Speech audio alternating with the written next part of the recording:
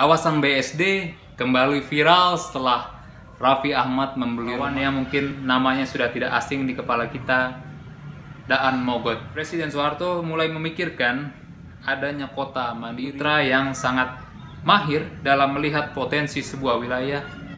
Halo Sobat Guyup, selamat datang di channel Provokator Properti.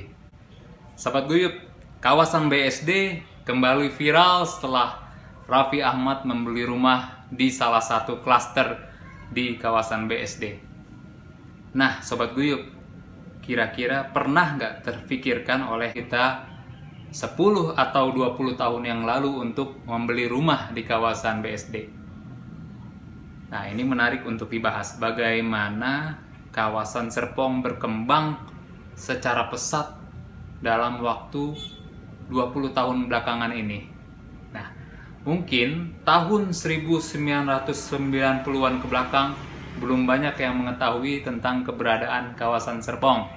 Namun jangan salah, terjadi kisah-kisah heroik perjuangan mempertahankan kemerdekaan Indonesia di kawasan tersebut, yang dikenang sekarang dengan Tugu Rakyat Serpong dan Monumen Lengkong.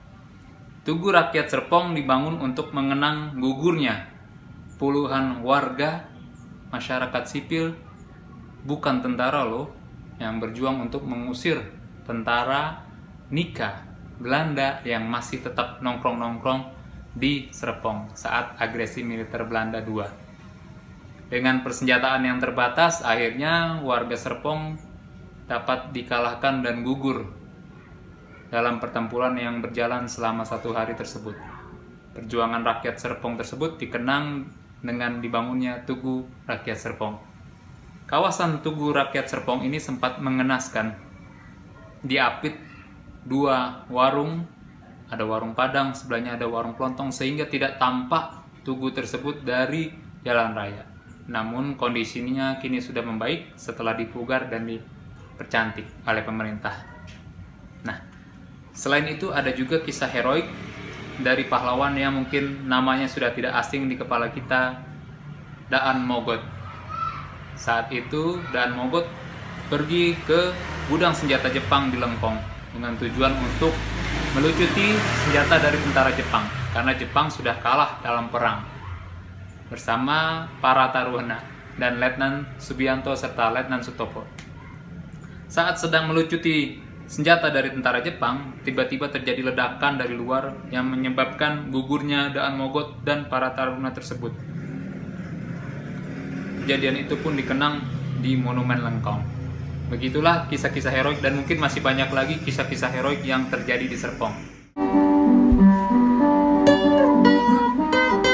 Kembali lagi ke tahun 1989, Presiden Soeharto mulai memikirkan adanya kota mandiri, kota satelit sebagai penyangga dari ibu kota Jakarta. Karena Jakarta sudah mulai terasa sumpek, sempit. Nah, Presiden Soeharto mengutus 5 pembantunya langsung untuk meresmikan kawasan BSD yang saat itu dikelola oleh Ciputra. Ciputra yang sangat mahir dalam melihat potensi sebuah wilayah, melihat ada potensi yang besar di kawasan Serpong ini untuk dikembangkan menjadi sebuah kota yang mandiri dan modern. Terbukti feeling Ciputra sekarang. Nah, ada keraguan dari pejabat-pejabat pemerintah saat itu. Mungkinkah investasi pemerintah senilai 3,2 triliun ini dapat berhasil? Mengingat kawasan Serpong saat itu berupa hutan karet, hutan kelapa sawit, dan hutan rawa-rawa. Nah, sekarang terjawab ya. Cuman saat itu mungkin kalau kita hidup di zaman yang sama, muncul juga keraguan jika melihat kondisi kawasan Serpong saat itu. Nah, teman-teman Sobat Guyup, kita lanjut ceritanya. Ciputra memang sangat handal dalam melihat potensi suatu wilayah. Sebelumnya beliau telah membangun Bintaro, membangun Pondok Indah di kawasan Pondok Pinang, dan juga membangun BSD.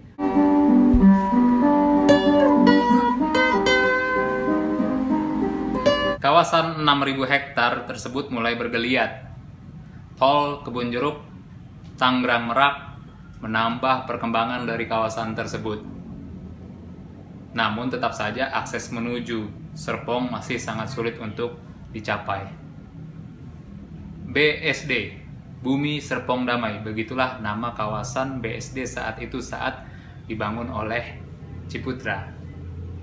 Teman-teman Sobat Guyup, krisis moneter tahun 1997 memukul seluruh sektor termasuk sektor properti. Akibatnya, pembangunan dari kawasan Bumi Serpong Damai terhenti. Tidak ada lagi banyak pemberitaan mengenai Bumi Serpong Damai sampai di tahun 2003, Sinar Maslen mengambil alih kawasan tersebut. Sinar Maslen bahkan merebranding nama Bumi Serpong Damai BSD menjadi BSD City. Sekarang kita sudah sangat jarang mendengar Bumi Serpong Damai, tapi lebih akrab dengan kata BSD City. Nama-nama klaster pun dirubah dari yang nama-namanya bernama nuansa-nuansa Indonesia seperti Gria Loka, Nusa Loka, Anggrek Luka, berubah menjadi nama-nama yang kebarat-baratan. Ini merupakan salah satu strategi dari pemasaran Sinar Maslen, seperti The Icon, Sevilla, dan lain-lain. Teman-teman Sobat Guyup, lantas bagaimanakah perkembangan BSD di bawah Sinar Maslen? Ya, perkembangannya seperti yang kita ketahui berkembang sangat pesat. Ramai-ramai pengembang mulai ikut membangun di kawasan Serpong. Tidak hanya Sinar Maslen, Summarecon dan Paramount juga mulai membangun di kawasan tersebut di arah Kelapa Gading. Summarecon bahkan berani membangun mall Summarecon di kawasan tersebut. Sebenarnya masih agak jauh dari kawasan BSD. Selanjutnya hadirlah kampus multimedia Nusantara milik Kompas Group. Teman-teman Sobat Guyup, sekarang seperti yang kita ketahui, kawasan BSD telah berkembang pesat menjadi kawasan kota mandiri yang modern yang terstruktur secara rapi di bawah Sinar Maslen. Nah, klaster-klaster mewah pun telah hadir di sana seperti Nava Park, Zora, Vanya, dan lain-lain.